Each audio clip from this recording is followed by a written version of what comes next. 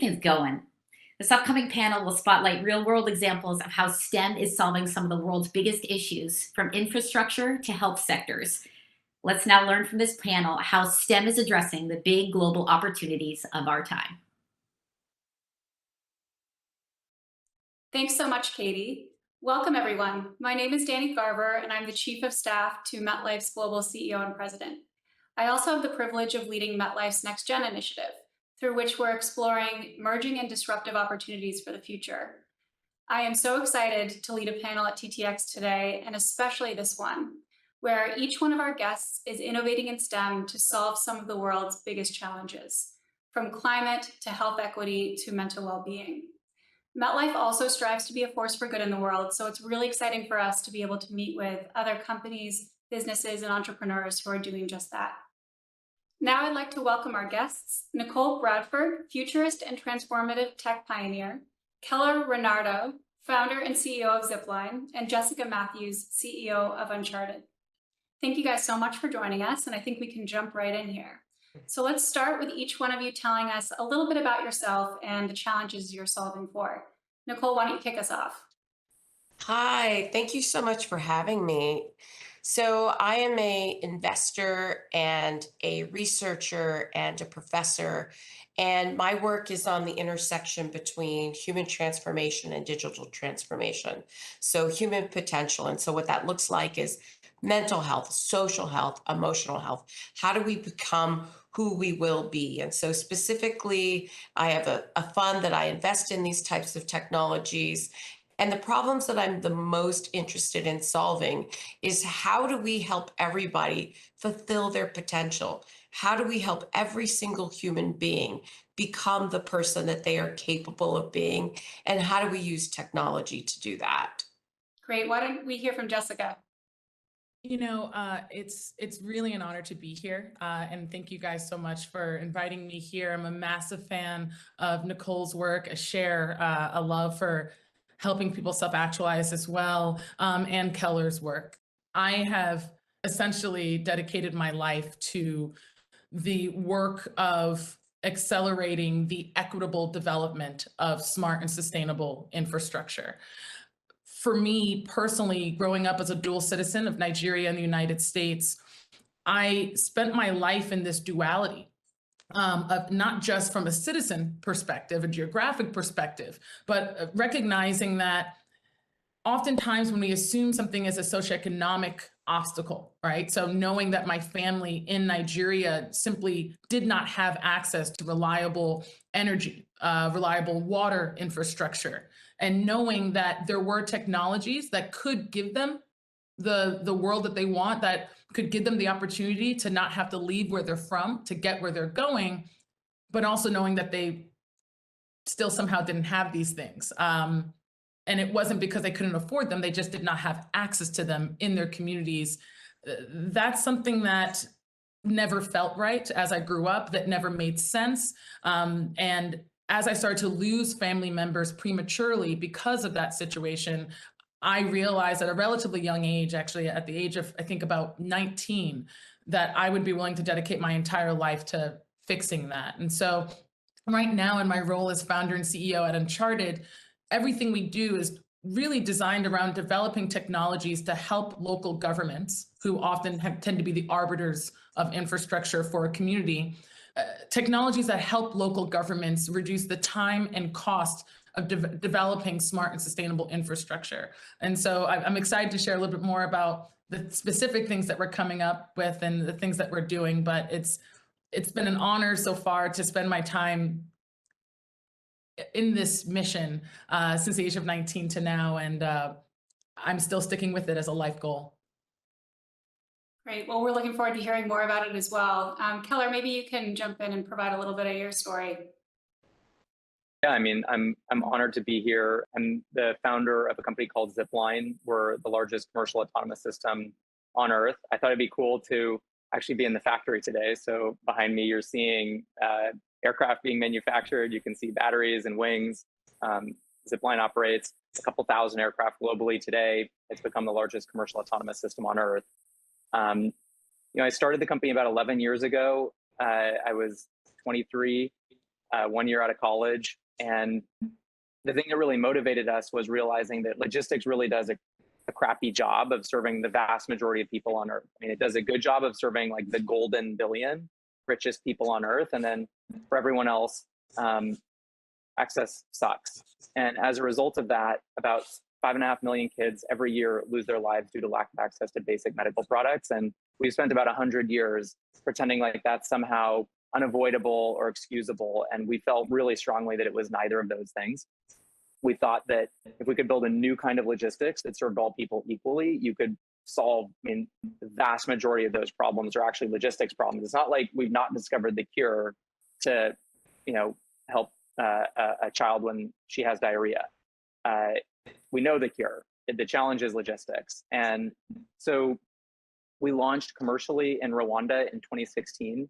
Today, we deliver, for example, 75% of the national blood supply of Rwanda fully autonomously, with 50% of those transfusions going toward moms and 30% going toward kids. In the last year, we delivered almost 2 million doses of COVID-19 vaccine in partnership with Pfizer. We've delivered over 6 million doses of traditional vaccine. And yeah, I mean, just getting started. Today, Zipline serves about 7,000 hospitals and health facilities. We started by serving 20, but our goal is to serve every hospital, every primary care facility, and every family on Earth. So we have a long way to go. Wow.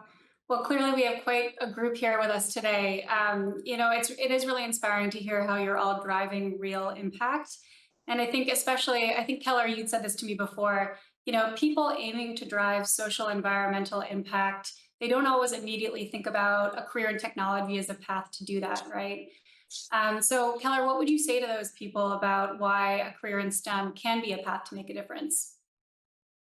Yeah, I mean, obviously I'm biased. You might be able to tell by my background, I might be biased on that question, but I wouldn't even necessarily like overly focus on, I mean, talk about engineering a bit, but I mean, if we look at like the way people divide themselves, for example, after college, I think there are a lot of people who think, okay, I'm going to go into technology and help, a search engine make 0.1% more revenue through ads every year. And this is like the height of a career in technology. Then there are the people who say, well, I want to go make the world a better place. And so I'm going to go work for like USAID or, a really prominent foundation. And I actually think that's a really bad division of labor and talent, because all of the most important problems that humanity faces are global problems, and most of them impact 5-6 billion people who have traditionally been ignored by technology companies over the last 30 to 50 years. The reality is all of these problems, whether it's healthcare access, which is what Zipline focuses on, or reproductive rights, or democracy, information, women's rights, like all of these things, we think like solving those problems at scale, they are engineering problems. And they are entrepreneurship problems. So, I mean, that's the second thing that I would add. It's not just, I think, about STEM skill sets. It's the realization that if we want to actually solve global humanity scale problems, we actually need capitalism. We need entrepreneurship. We need sustainable business models. Like there's no amount of grant funding that will pay to provide healthcare access to 6 billion people who don't have good access today. The only way we believe we can do that is through entrepreneurship, sustainable business models, and technology, because technology can things more efficient and more cost effective.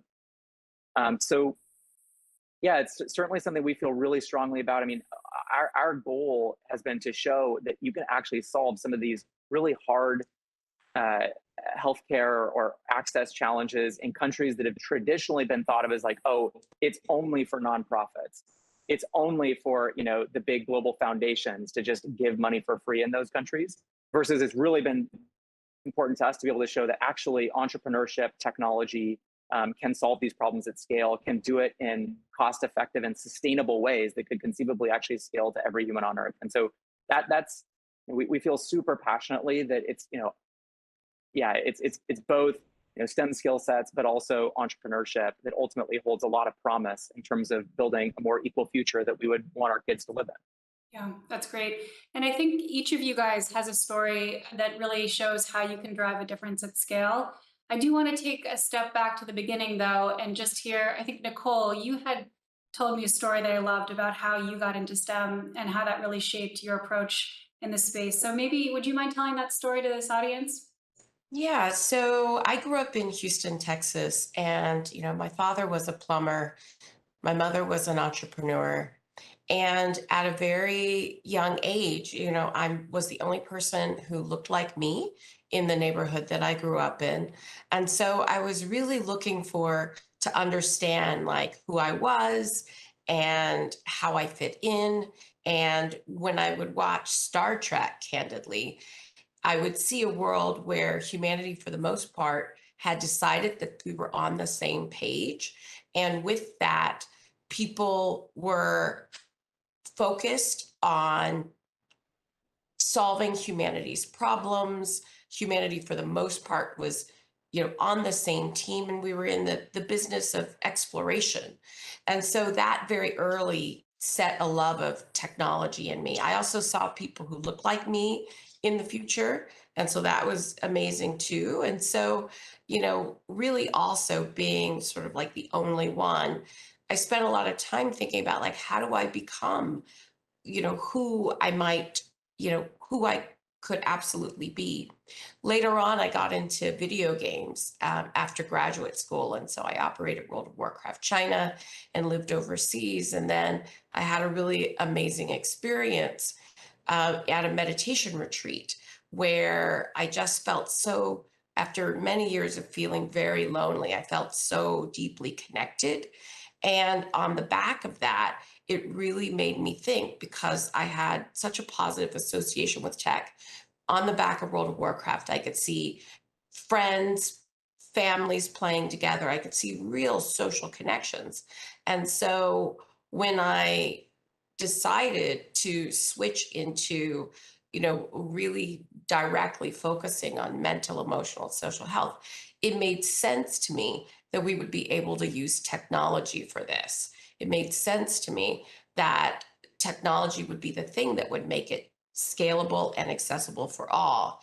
One of the things that really touched me about some of the stories earlier and like what Keller mentioned is that, if you're looking at the data, the global data around mental health issues, and you look at the incredibly wide gap between the number of people who are in need and the amount of solutions that are available for them. The gap is so wide that the only way we can possibly bridge this gap is by leveraging technology. The same thing goes for social and emotional health. These things are key to collaboration, key to solving the grand challenges that are facing us.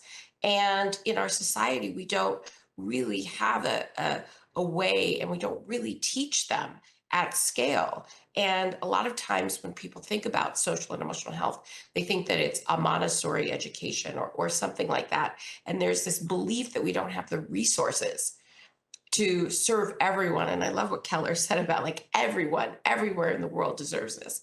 But technology actually presents the possibility for that. So every day I talk to founders and I talk to scientists and people who are investing in either their lives or their capital into creating a future where everyone has access to what they need in order to have mental health, emotional health, social health. And that really ties to how they will be able to contribute, how they will be able to build in their own communities. And so this, I really appreciate what Jessica said. This is also my life's work. Like there isn't anything else that I would do other than this. Great. So thank you for asking that question. I met, a few years ago, I met Lieutenant Uhura from Star Trek, and it just about blew my mind. Like it was just like, and I went up to her and I was like, I'm in tech because of you. Like I could barely speak. I had such a, I was such a fan of hers, but then it was deeper than that because seeing her, and then all of the other Black characters on Star Trek after that, I'm in tech because of Star Trek, because I saw a future like that. Yeah, I mean, one of the reasons I really loved your story is I think the point that really resonates is how important diverse representation is for breaking down barriers for other diverse talent to consider entering the space. So maybe Jessica, we can hear from you now. On the topic of barriers to entering STEM, what are some of those that come to mind for you, and what were the moments that really kind of helped to demystify the space or overcome those barriers for you?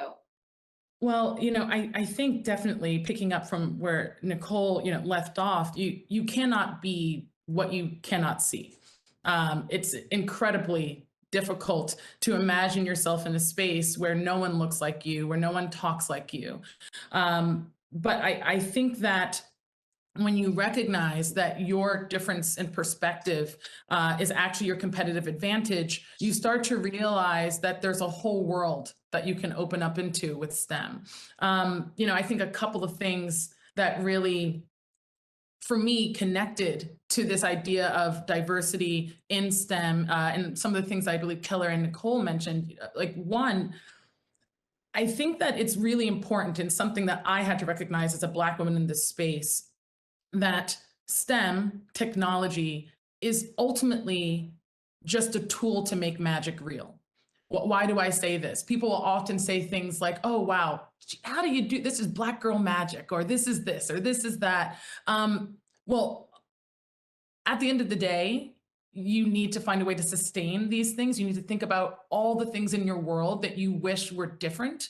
And technology is simply a very pragmatic way to empower yourself to change your community, to change your life, to change the life of those that mean the most to you. And so I think recognizing that it's not this scary monolith, but it's a tool for every single person to make a difference and to actually address the status quo that's not serving you, that's cutting your life short.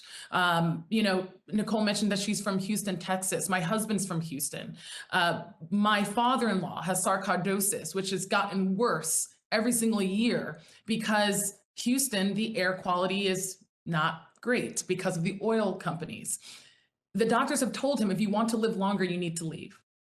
And he said multiple times, but I don't want to leave where I'm from. I don't want to go anywhere. So how do you solve that? You start to look at technology. We start to look at different things that I've done with air technology, with air monitoring. And so there's so many different ways to think about that. I think another barrier often when diverse talent, they're considering going into tech, they're thinking that it's very limiting. And that could not be farther from the truth. Technology might be one of the most broadest industries that you can go into, with so many different things that you can do, and you can change your mind within it. So it's not like, oh gosh, I'm going down this one track of engineering, and if I don't like it, what am I going to do? My personal experience could not be farther from that. I have a degree in psychology and economics. And yet I also have 12 patents and patents pending, cutting across hardware, software, and data science. And I currently serve as the youngest member of Secretary Granholm's of the Department of Energy, her Electricity Advisory Committee.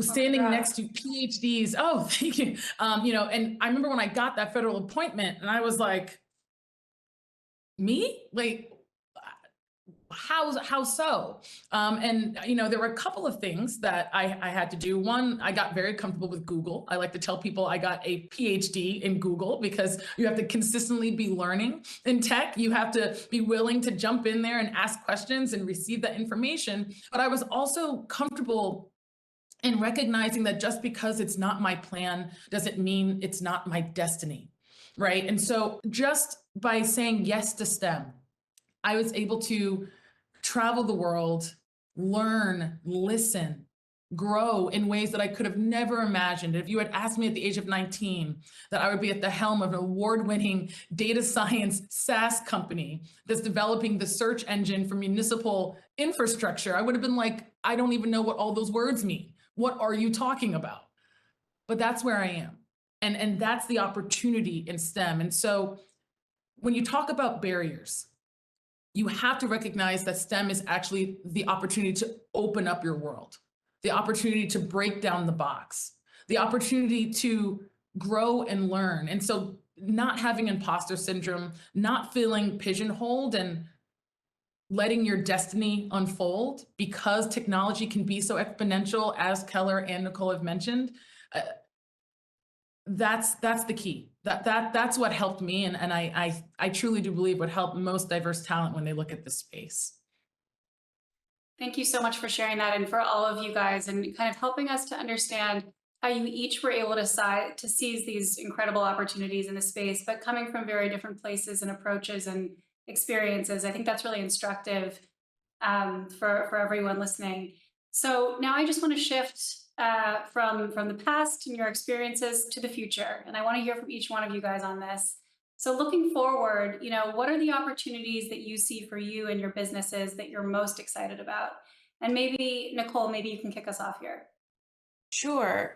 I just want to say, I loved what Jessica was pointing out about just really the practicality of tech and STEM. The reality is that these days going forward, everything is a tech company. Like every business is a tech company going forward in some way because of some element of it. So I love that practicality that you pointed out, Jessica.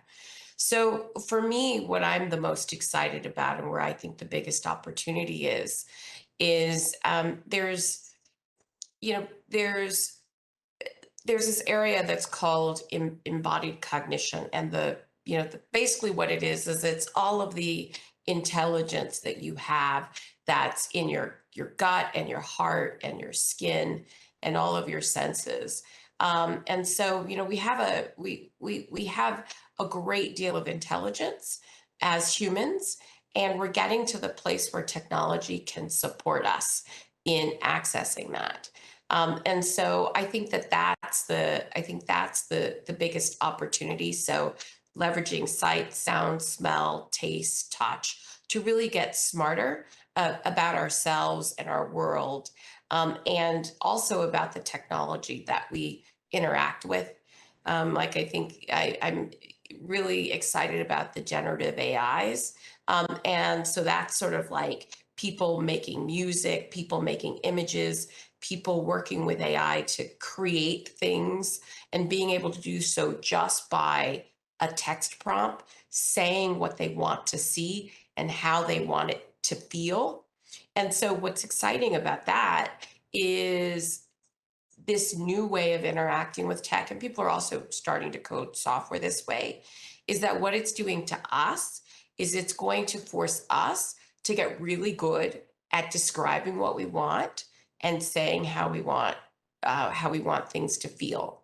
If you think out there, everyone watching, if you think about most of the conflicts and misunderstandings that you've experienced in your life, I would argue probably a good chunk of them have to do with people not saying what they want and not being able to describe how they feel. And so to me, what's really excited about this next generation of tech is, one, it's really, empowering people to make things, to be creative. I create images almost every day, and I am not an artist, but I'm making beautiful things, and I'm really excited about it. I make beautiful things with people. So one, it's like empowering people to be creative and create. But the side effect that I think is fascinating is this generation of AI is going to train us to say what we want and describe how we feel. And I think the unintended result of that is that people are going to get better at doing that with each other. And with that, I believe we're going to have more collaboration with one another.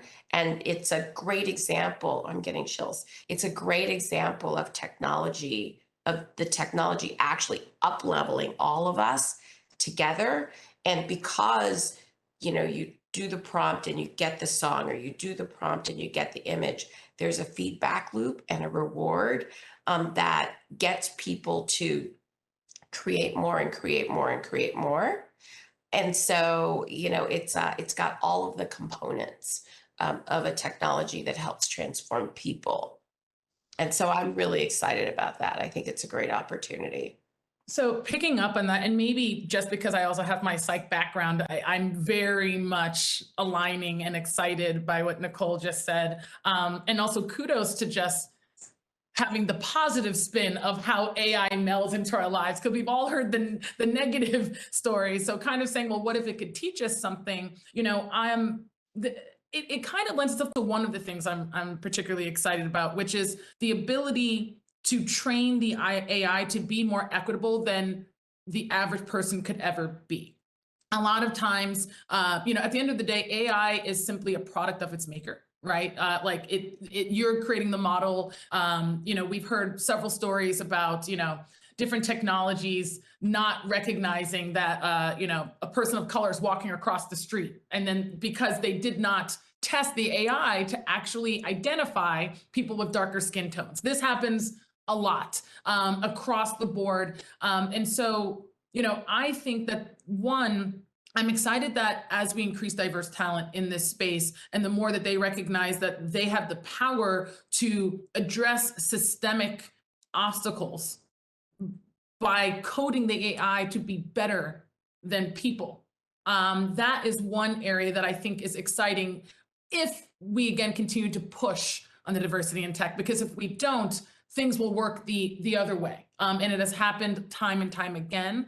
And so I think that somewhat relates to what Nichol was saying. But beyond that, I think I'm also very excited about the decentralization of tech hubs, because not everyone can be in Silicon Valley, and to be honest, I don't think everyone should. I live in Harlem, and you will have to pry me away. Like it's just not going to happen, right? And I think that the more that we're seeing, especially since COVID, of brilliant individuals believing they can stay where they are and still get where they're going, because in fact, their community and the problems that they're trying to solve that are very inherent in their community, that's what inspires them. That's what pushes them. That's what keeps them authentic. That is incredibly exciting. And I'm hearing brilliant things coming out of places around the world, especially outside of the United States, in sub-Saharan Africa, that will change the way the entire globe thinks about things. I know it can mess with people sometimes, the idea of someone in Botswana developing a technology that could solve a problem in upstate New York, but that's what's happening. It's getting there, and that democratization's there. Specifically in terms of our business and the work that we're doing, right now we're spending a lot of time in the United States because there's a once in a generation opportunity in terms of the infrastructure bill and the Inflation Reduction Act, with billions of dollars flooding to local municipalities to change their infrastructure for the better. What we're finding is that there are some very key roles that we can play to help make sure that we don't make the mistakes we made 100 years ago. And so one, you know, there's a disconnect between all the funds flowing from the federal government and the municipalities that are afraid of just how do they use the money compliantly. And so there's a lot of things that we're helping them do just in understanding how to organize their information and seriously just apply for the grants. It may seem mundane, but when you have your data organized, you can file your reports a lot more easily. A lot of the decision-making that's happening right now will impact the livelihoods of generations of the people living in these communities. And so just helping them organize their information and actually make sure it's accurate, and then prioritize. So they're diagnose the issues with their infrastructure, prescribe solutions with this information, predict future issues, and then prioritize who gets the medicine first in a much more equitable fashion, because they actually have the data to say, well, this group has more of an issue with lead pipes than this group. It may seem small, but normally these decisions are made in not great ways. And we're finding that by intervening now, we can help ensure that there's equity in the way that we get access to infrastructure. So we're very excited that we're able to be part of the conversation and be working with so many municipalities right now when they actually have the funds and just need help to make the right decisions. And I'll quickly, you know, geek out and add, Nichol, you're talking about being a huge Star Trek fan. I am also definitely a Trekkie, and you know, I think, and one of the things that inspired me about Star Trek was that it's like a hopeful version of the future. And honestly, that was probably like the last great sci-fi world that was like an optimistic version of the future rather than an apocalyptic one. And so that's kind of, I know you were mentioning that too, Jessica, this idea that like, well, when was the last time you saw a sci-fi movie that made you feel good? It's been a long time. And I think, that it's quite unfortunate actually, when you think about how how negative the world can feel. People are so wrapped up in these echo chambers and it's like us against them. The reality is that future doesn't build itself. Like someone has to go build those hopeful visions of the future. If we want better infrastructure, someone has to go build that and figure out how to fund it. And then so get kind of tying that back to what we were talking about more broadly in terms of STEM. I mean, that's what gets us excited. Like the opportunity to have, to go and be on the field and build that vision of the future that is hopeful and exciting and that we all want to live in, or that we'd all be proud to hand over to our kids. One example of that is when we started serving Rwanda in 2016, we had this partnership with the government. And it's all, by the way, it's 100% Rwandan teams who run this technology. So kind of speaking to what Jessica was mentioning, it's that like it's actually decentralized teams. Like it's the teams in the countries who are doing this amazing work. But we started serving 21 hospitals. Today, that has expanded to 7,000 hospitals and health facilities, becoming the largest commercial autonomous system on Earth. We've expanded from delivering just blood to every medical product in the health system. We also now deliver all animal healthcare products. We deliver artificial insemination products for cattle and pigs and chickens. As crazy as that sounds, it's actually really important for childhood malnutrition and brain stunting and cycles of poverty. We're also now a partnership with the government they're building a first national postal service, and they're doing that on top of Zipline. So, speaking to another cool sci-fi movie that really inspired me, maybe some of you are familiar with Wakanda, which is this, fictional, highly advanced African nation hiding in plain sight from an amazing movie called Black Panther. And like Wakanda gets us really inspired, this idea of, that technology is not going to start where we think it is. And actually, I think we're seeing a pretty big paradigm shift in the world. And so, coming back to the main question of like, what gets you most excited? To me, what gets me most excited is the idea that like the most advanced important technology for the world isn't going to start in like a couple cities on the coast of the United States where you might think. It's instead basically coming, from the places that are going to benefit that technology the most, and from countries that have typically been drastically underestimated by the world. So, we now operate in 8 countries. Rwanda, you can see here, Jessica. We also have Nigeria back here. We launched in Nigeria 3 months ago. But, that makes me super excited. This idea that, the future, is going to come from the countries that are the countries that are leading the way in terms of this technology are ones that have been ignored for too long and have been underestimated. Really quick, because it's a very fun fact.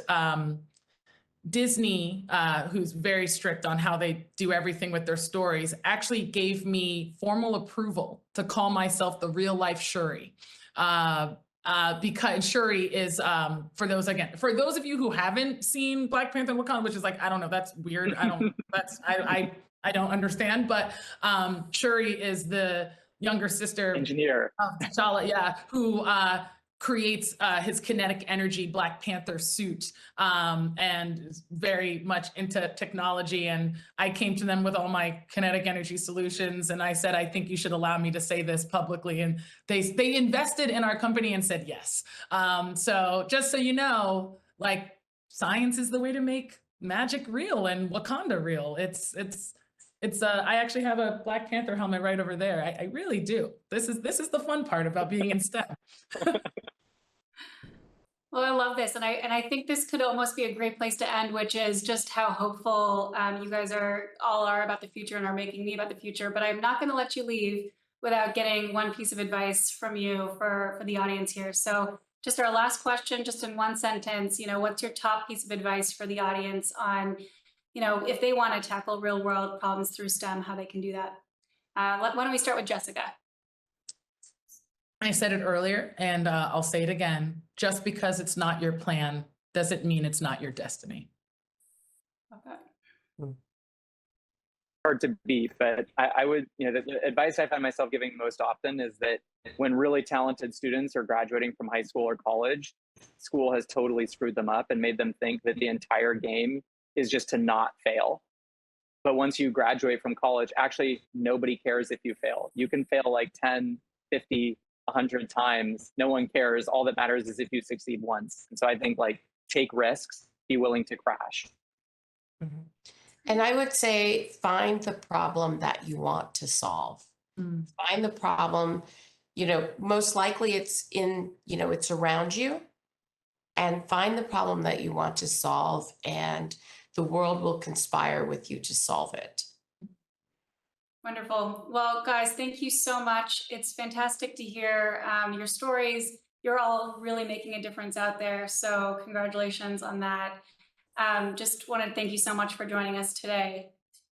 And Thank I'll you. hand it back to you, Katie. Long and prosper. Yeah.